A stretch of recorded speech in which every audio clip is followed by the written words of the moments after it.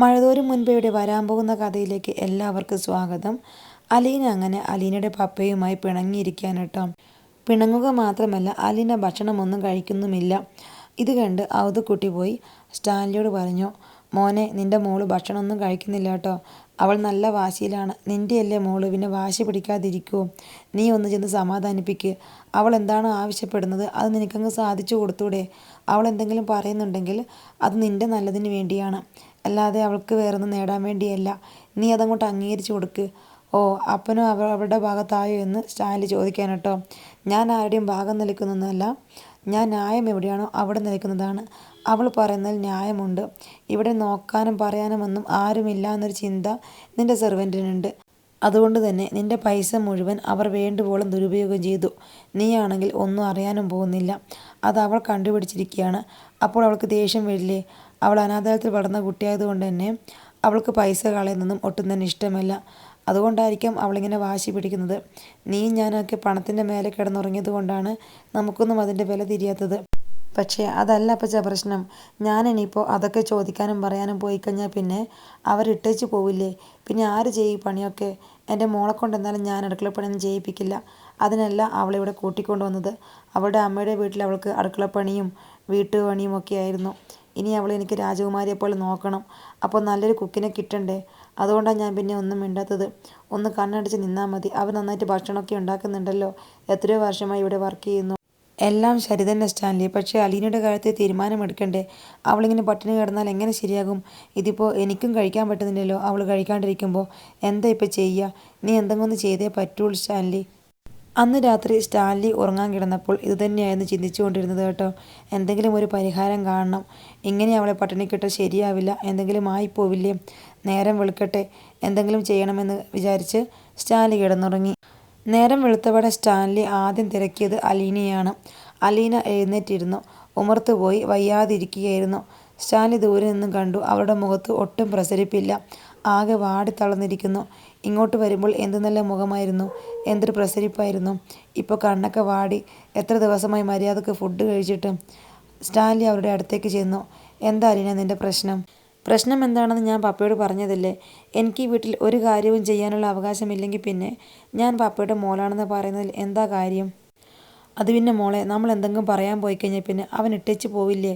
പിന്നെ എന്ത് ചെയ്യും? ആര് ഫുഡ് ഉണ്ടാക്കും? പപ്പയ്ക്ക് എന്താ വേണ്ടത് ഞാൻ ഉണ്ടാക്കി തരാലോ. അവരെ പേടിച്ച് ഇങ്ങനെ കഴിയണോ? പപ്പയുടെ സെർവൻറ്റ് എന്തുമാത്രം സാധനങ്ങളാണ് പാഴാക്കി കളയുന്നത്.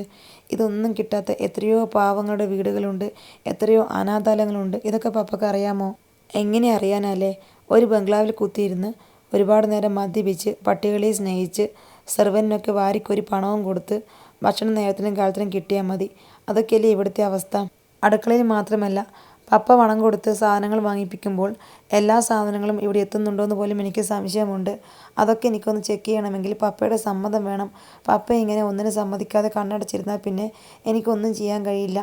എങ്കിൽ ശരി, ഞാൻ നിൻ്റെ ഇഷ്ടത്തിന് വിട്ടു തന്നിരിക്കുന്നു. എന്താന്ന് വെച്ചാൽ ചെയ്തോ. അവരെ ചെക്ക് ചെയ്യുകയോ കണ്ടുപിടിക്കുകയോ എന്തെങ്കിലും ചെയ്യും. ആദ്യം മോള് വന്ന് ഭക്ഷണം കഴിക്കേ. ഇനി പട്ടിണി കിടക്കരുത്. അങ്ങനെ സ്റ്റാൻലിയുടെ റിക്വസ്റ്റ് പ്രകാരം അലീന ഭക്ഷണം കഴിക്കാൻ വേണ്ടി പോയി കേട്ടോ. അലീന ഭക്ഷണം കഴിക്കാൻ ചെന്നപ്പോൾ അവിടെ അവധക്കുട്ടിയും സ്റ്റാൻലിയും കാത്തിരിപ്പുണ്ടായിരുന്നു. അങ്ങനെ 3 പേരും ഒരുമിച്ചിരുന്ന് സന്തോഷത്തോടെ ഭക്ഷണം കഴിച്ചു. അലീന പതുക്കെ അവധക്കുട്ടിയുടെ ചെവിയിൽ പറഞ്ഞു, വല്യപ്പച്ച, എനിക്കൊരു കാര്യം പറയാനുണ്ട്. എൻ്റെ കൂടെ നിൽക്കണേ. ഞാനൊരു വലിയ കാര്യം കണ്ടുപിടിക്കാൻ വേണ്ടി പോവുകയാണ്. എനിക്കതിനുള്ള സമ്മതം കിട്ടിയിട്ടുണ്ട്. അതുകൊണ്ട് ഭക്ഷണം കഴിച്ച ഉടനെ എൻ്റെ കൂടെ അടുക്കളയിലേക്ക് വരണം. അലീന പറഞ്ഞത് കേട്ട് അവധക്കുട്ടിക്ക് നല്ല ഇൻട്രസ്റ്റ് ആയി കേട്ടോ. ഭക്ഷണം കഴിച്ചതിന് ശേഷം അലീനയും അവധക്കുട്ടിയും കൂടെ അടുക്കളയിലേക്ക് പോയി. അടുക്കളയിൽ പോയ സമയത്തായിരുന്നു സെർവൻറ്റ് പുറത്തു നിന്നും സാധനങ്ങളും വാങ്ങി വന്നത്. ജീപ്പിൽ നിന്ന് സാധനങ്ങൾ ഇറക്കുമ്പോൾ അലീനയും അവധക്കുട്ടിയും നോക്കി നിന്നു. സാധനങ്ങൾ ഇറക്കി കഴിഞ്ഞ പാടെ അലീന സെർവൻറ്റിനോട് ബില്ല് ചോദിച്ചു. ഒരു ചെറിയ ഭയത്തോടെ സെർവൻറ്റ് അലീനയ്ക്ക് ബില്ല് കൊടുത്തു. അദ്ദേഹത്തിൻ്റെ മുഖത്തെ ഭാവമാറ്റം അലീന ശ്രദ്ധിക്കുകയും ചെയ്തു. അതോടെ അലീനയ്ക്ക് മനസ്സിലായി എന്തൊക്കെയോ കള്ളത്തരം നടന്നിട്ടുണ്ടെന്ന്.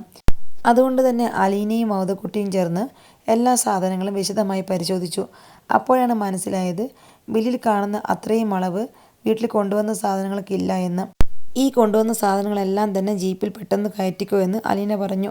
അതെന്തിനായെന്ന് സെർവൻറ്റ് ചോദിച്ചപ്പോൾ പറഞ്ഞു, ഇതെല്ലാം ഒന്നും കൂടെ തൂക്കി നോക്കണം. ഇതൊക്കെ കറക്റ്റ് അളവുണ്ടോ എന്നെനിക്ക് സംശയമുണ്ട്. അവധക്കുട്ടി മേറ്റ് പറഞ്ഞു, അതെ, എനിക്കും സംശയമുണ്ട്. ഈ ബില്ലിൽ കാണുന്ന അളവൊന്നും ഇവിടെ കൊണ്ടുവച്ചതിലില്ല. അങ്ങനെ എല്ലാവരും കൂടെ ടൗണിൽ പോവുകയാണ് കേട്ടോ. അവിടെ എത്തി അലീന എല്ലാം തൂക്കി നോക്കുമ്പോൾ എല്ലാം കുറവാണ്. അതൊക്കെ സെർവൻറ്റ് മുക്കിയിരിക്കുകയാണ് കേട്ടോ. ആ പൈസയൊക്കെ അലീന പറഞ്ഞു, നിങ്ങൾ എന്ത് ചതിയാണ് കാണിച്ചത്? ഇത്രയും നാൾ നിങ്ങൾ എത്രമാത്രം എൻ്റെ പപ്പയെ ചതിച്ചിട്ടുണ്ടാകും. ഞാൻ ഇതൊക്കെ തന്നെ ഇപ്പം പോയി പപ്പയെ അറിയിക്കും. അയ്യോ കുഞ്ഞെ ചതിക്കല്ലേ, ഒരബദ്ധം പറ്റിപ്പോയതാ എന്ന് പറഞ്ഞുകൊണ്ട് സെർവൻറ്റ് അലീനയോട് അപേക്ഷിച്ചു. അപ്പോൾ അലീന പറഞ്ഞു, ഇതാണ് അബദ്ധം ചേട്ടാ, ഇത് കുറേ വർഷമായി പ്ലാനിങ് ഇട്ട് ചെയ്യുന്ന കാര്യങ്ങളായിരിക്കില്ലേ, പിന്നെ അബദ്ധം എന്ന് പറയുന്നത് എന്തിനാണ്? എന്തായാലും ഇതിനൊരു തീരുമാനമാക്കിയേ പറ്റുള്ളൂ. നമുക്ക് വീട്ടിലേക്ക് പോവാം.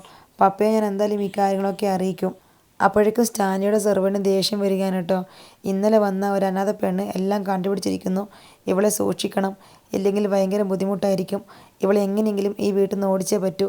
നിനക്കുള്ള പണി ഞാൻ തരാമടി എന്ന് മനസ്സിൽ വിചാരിച്ചുകൊണ്ട് അയാൾ ജീപ്പിലേക്ക് കയറി. അവതക്കുട്ടി അലീനയ്ക്ക് കൈ കൊടുത്തിട്ട് പറഞ്ഞു, നന്നായി മോളെ, നീ കാരണം ഇതൊക്കെ കണ്ടുപിടിക്കാൻ കഴിഞ്ഞത്. എത്ര വർഷമായി ഇവന്മാർ എത്രമാത്രം പൈസ ഉണ്ടാക്കി കാണും. എൻ്റെ മോനെ ഇവന്മാർ ചതിക്കുകയല്ലായിരുന്നോ? എൻ്റെ മോനാണെങ്കിൽ ഇവരൊക്കെ ഭയങ്കര വിശ്വാസവും. വീട്ടിൽ ചെന്നപാടെ സ്റ്റാൻലിയോട് പറയണം, രണ്ടെണ്ണം പൊട്ടിച്ചിട്ട് ഇവനൊക്കെ ഇവിടുന്ന് പറഞ്ഞേക്കാൻ പാടുള്ളൂ. അത് കേട്ടപ്പോൾ അലീന പറഞ്ഞു, വേണ്ട വല്യപ്പച്ച, നമുക്ക് ഇത്തവണ ക്ഷമിച്ചേക്കാം. നമ്മളേതായാലും കണ്ടുപിടിച്ച് എന്ന് മനസ്സിലായല്ലോ. ഇനി എന്ത് സാധനം വാങ്ങുമ്പോഴും എൻ്റെ ഒരു മേൽനോട്ടത്തിലായിരിക്കും വാങ്ങുക. അപ്പോൾ ഇനി ഒരു കള്ളത്തരം നടക്കില്ല. ഇത്തവണ നമുക്ക് ക്ഷമിച്ചേക്കാം. ഒരാളുടെ ജോലി കളഞ്ഞ് പിന്നെ അതൊരു കുറ്റബോധമായി നമ്മുടെ മനസ്സിൽ കിടക്കില്ലേ? അതുകൊണ്ട് എങ്ങനെയെങ്കിലും ജീവിച്ചു പോയിക്കോട്ടെ. അലീന പറയുന്നത് പോലെ ചെയ്യാമെന്ന് അവതക്കുട്ടി വിചാരിച്ചു. വീട്ടിലെത്തിയ പാടെ സെർവൻറ്റിന് ഭയങ്കര പേടിയാവുകയാണ് കേട്ടോ. അലീന ചെന്ന് എല്ലാം സ്റ്റാൻലിയോട് പറയുമോ? ഇടയ്ക്കിടയ്ക്ക് പോയി അലീനെ ചെക്ക് ചെയ്യുന്നുണ്ടായിരുന്നു. ഒടുവിൽ അയാളൊരു കാര്യം തീരുമാനിച്ചു. അവൾ പറയുന്നതിന് മുൻപേ അവളെ ഇവിടുന്ന് ഓടിക്കണം. കുറച്ചു നേരത്തെ ആലോചനയ്ക്ക് ശേഷം സ്റ്റാൻലിയുടെ സെർവൻറ്റ് ഫോണും എടുത്ത് പറമ്പത്തേക്ക് പോയി. എന്നിട്ട് സ്റ്റാൻലിയുടെ ഭാര്യയുടെ നമ്പർ ഡയൽ ചെയ്തു. സ്റ്റാൻലിയുടെ ഭാര്യ എൽസമ്മ ഫോൺ എടുത്ത പാടെ സ്റ്റാൻലി ഒരു പെണ്ണിനെ കൂട്ടിക്കൊണ്ടു വന്നിട്ടുണ്ടെന്നും ഇവിടെ ഒളിച്ച് താമസിപ്പിക്കുകയാണെന്നൊക്കെ കഥകളുണ്ടാക്കി പറഞ്ഞു കൊടുത്തു. അലീനെക്കുറിച്ച് മോശമായി കുറേ സംസാരിച്ചു. ഇത് കേട്ടപ്പോഴേക്കും എൽസമ്മക്ക് കോരിത്തരിക്കുകയാണ് കേട്ടോ. ഞാനില്ലാത്തത് കൊണ്ട് തന്നെ ഓരോരുത്തരെ കൂട്ടിക്കൊണ്ടുവരികയാണെന്ന് എൽസമ്മ വിചാരിച്ചു. വിളിച്ചു പറഞ്ഞ നന്നായി, ഒരുപാട് നന്ദിയുണ്ട്. ഞാൻ എത്രയും പെട്ടെന്ന് അവിടെ എത്താമെന്ന് പറഞ്ഞ് എൽസമ്മ ഫോൺ കട്ട് ചെയ്തു. എൽസമ്മയാണെങ്കിൽ സ്റ്റാൻലിയെക്കുറിച്ച് എന്തെങ്കിലും കിട്ടാൻ വേണ്ടി നോക്കി നിന്നതുപോലെയായി. കുടുംബക്കാരോടും ചേച്ചിയോടും അനിയനോടും എല്ലാവരോടും പറഞ്ഞു, സ്റ്റാൻലി ഒരു പെണ്ണിനെ കൂട്ടിക്കൊണ്ടു വന്നിട്ടുണ്ട്. നമുക്ക് എത്രയും പെട്ടെന്ന് അങ്ങോട്ട് പോകണം, ഇതിന് പരിഹാരം ഉണ്ടാക്കണമെന്നൊക്കെ. അങ്ങനെ എല്ലാവരും കൂടെ സ്റ്റാൻലിയെ നേരിടാൻ വേണ്ടി റെഡിയാവുകയാണ് കേട്ടോ. എൽസമ്മയുടെ സഹോദരങ്ങളാണെങ്കിൽ സ്റ്റാൻലിയുടെ മുമ്പിൽ ഒന്ന് ഞെളിഞ്ഞു നിൽക്കാൻ പറ്റിയ അവസരമാണല്ലോ എന്ന് ഓർത്തുകൊണ്ട് ഭയങ്കര സന്തോഷത്തിലായിരുന്നു. എത്രയും പെട്ടെന്ന് അവിടെ പോകണം, സ്റ്റാൻലിയുടെ മുഖത്ത് നോക്കി കുറേ ചോദ്യങ്ങൾ ചോദിക്കണം, സ്റ്റാൻലി ഒന്ന് തോൽപ്പിക്കണം എന്നതൊക്കെയായിരുന്നു അവരുടെ ചിന്തകൾ. കുടുംബക്കാരെയും പാർട്ടിക്കാരെയും ഒക്കെ കൂട്ടി പോകുന്നതിന് മുൻപ് സ്റ്റാൻലിയുടെ സെർവൻറ്റ് പറഞ്ഞ കാര്യങ്ങൾ സത്യമാണോ എന്ന് ഉറപ്പിക്കുവാൻ വേണ്ടി എൽസമ്മയുടെ ചേച്ചിയെ സ്റ്റാൻലിയുടെ വീട്ടിലേക്ക് വിടുകയാണ് കേട്ടോ. പിറ്റേ ദിവസം എൽസമ്മയുടെ ചേച്ചിയുടെ കാർ സ്റ്റാൻലിയുടെ വീടിൻ്റെ മുൻവശത്ത് വന്ന് നിന്നു. കാറിൻ്റെ ശബ്ദം കേട്ടതും സ്റ്റാൻലിയുടെ സെർവൻറ്റ് ഓടി ചെന്ന് കേട്ടോ. എൽസമ്മയുടെ ചേച്ചിയാണ് വന്നിരിക്കുന്നത് എന്ന് കണ്ടപ്പോൾ അയാൾക്ക് സന്തോഷമാവുകയാണ്. എൽസമ്മയേക്കാൾ സ്ട്രോങ് ആണ് എൽസമ്മയുടെ ചേച്ചി. ഇനി എന്തായാലും പ്രശ്നം വഷളായിക്കോളും. സെർവൻറ്റിനെ കണ്ടതും എൽസമ്മയുടെ ചേച്ചി അടുത്ത് എന്ന് ചോദിച്ചു, നീ പറഞ്ഞതൊക്കെ സത്യമാണോടാ? അവളിവിടെ ഉണ്ടോ? അവളിവിടെ തന്നെയുണ്ട്, റൂമിലുണ്ട്, വാ ഞാൻ കാണിച്ചു തരാമെന്ന് പറഞ്ഞുകൊണ്ട് സെർവൻറ്റ് എൽസമ്മയുടെ ചേച്ചിയെയും കൂട്ടിപ്പോയി. ആ സമയത്താണ് അവതക്കുട്ടിയും അങ്ങോട്ടേക്ക് വന്നത്. എൽസമ്മയുടെ ചേച്ചിയെ കണ്ടപ്പോൾ തന്നെ അവതക്കുട്ടിക്ക് കാര്യം പിടികിട്ടി. അലീന കഴിഞ്ഞ ദിവസം കൈയോടെ പിടിച്ചതിൽ അയാൾക്ക് നല്ല ദേഷ്യമുണ്ട്. അതിൻ്റെ ദേഷ്യം തീർക്കാൻ വേണ്ടി ഇവൻ തന്നെയായിരിക്കും എൽസമ്മയെ വിളിച്ച് പറഞ്ഞത്. സ്റ്റാൻലി ഏതോ പെണ്ണിനെയും വിളിച്ചുകൊണ്ട് വന്ന് താമസിപ്പിച്ചിരിക്കുകയാണെന്ന് ഇവൻ വിളിച്ച് പറഞ്ഞിട്ടുണ്ടാകും. ചേച്ചിയും അനിയത്തിയും നന്നായിട്ട് ഞെട്ടിയിട്ടുണ്ടാകും. എന്നാൽ ഇനി ഞെട്ടാൻ പോകുന്നേ ഉള്ളൂ. അലീന ആരാണെന്ന് അറിയുമ്പോൾ എൽസമ്മയും എൽസമ്മയുടെ കുടുംബക്കാരും എല്ലാവരും ഞെട്ടാൻ പോകുന്നതേ ഉള്ളൂ. എൽസമ്മയുടെ ചേച്ചി അലീനയുടെ റൂമിൻ്റെ ഡോറിൽ ശക്തിയായി മുട്ടി കേട്ടോ. നല്ല ദേഷ്യത്തിലാണ് മുട്ടുന്നത്. അലീനയ്ക്ക് അകത്തുനിന്ന് മനസ്സിലായി, ആരോ ദേഷ്യത്തോടെ എൻ്റെ ഡോറിന് മുട്ടുന്നുണ്ട്. അലീന വാതിലുറന്ന് നോക്കിയപ്പോൾ ആരാണെന്ന് മനസ്സിലായതുമില്ല. എൽസമ്മയുടെ ചേച്ചിയാണെങ്കിൽ അലീനയെ തുറിച്ചു നോക്കി. നീ ആരാടി, നീ എവിടെ നിന്നാടി വന്നതെന്നൊക്കെ ചോദിച്ചു. അലീന അവളുടെ പേര് പറയാൻ തുടങ്ങിയതും അവതക്കുട്ടി സ്റ്റാൻലിയും കൂട്ടി അവിടെ എത്തി കേട്ടോ. അപ്പോൾ സ്റ്റാൻലി പറഞ്ഞു, എന്തെങ്കിലും ചോദിക്കാനുണ്ടെങ്കിൽ എന്നോട് ചോദിക്കുക, അവരോടൊന്നും ചോദിക്കരുത്. എൽസമ്മയുടെ ചേച്ചി സ്റ്റാൻലിയോട് ചോദിച്ചു, തനിക്ക് നാണമില്ലടോ ഈ വയസ്സാം കാലത്ത് ഒരു പെണ്ണിനെ കൂട്ടിക്കൊണ്ടുവന്ന് വീട്ടിൽ നിർത്താൻ വേണ്ടി? ഭാര്യയും കുട്ടികളുമുള്ള തനിക്ക് ഒരു വെപ്പാട്ടിയുടെ ആവശ്യമുണ്ടായിരുന്നോ? ഇത് കേട്ടതും സ്റ്റാൻലിക്ക് ഭയങ്കര ദേഷ്യം വരും കേട്ടോ. സ്റ്റാൻലി എൽസമ്മയുടെ ചേച്ചിയെ അടിച്ചില്ലെന്നേ ഉള്ളൂ. സ്റ്റാൻലി പറഞ്ഞു, ഇപ്പോൾ ഇറങ്ങിക്കോളാം എൻ്റെ വീട്ടിൽ നിന്ന്. എൻ്റെ വീട്ടിൽ കയറി വന്ന് വൃത്തിയോട് വിളിച്ച് പറയാൻ നിങ്ങൾക്ക് ആരാ അവകാശം തന്നത്?